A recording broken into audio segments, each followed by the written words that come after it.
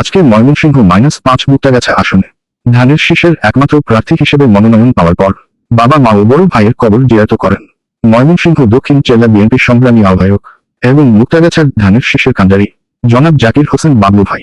কবর জিয়ারত শেষে তিনি এলাকাবাসীর সঙ্গে মতবিনিময় সভায় অংশ নেন। সভায় উপস্থিত নেতাকর্মীদের উদ্দেশ্যে তিনি বলেন, ধানের শীষের বিজয় সুনিশ্চিত করতে আমাদের সবাইকে ঐক্যবদ্ধভাবে কাজ করতে হবে। মুক্তাগাছার গণমানুষই আমাদের শক্তি, তাদের ভালোবাসাই আমার প্রেরণা। এ সময় এলাকাবাসী ধানের শীষের প্রার্থীর প্রতি একাত্মতা প্রকাশ করেন এবং আসন্ন জাতীয় নির্বাচনে বিএনপি প্রার্থীকে বিজয়ী করার অঙ্গীকার ব্যক্ত করেন।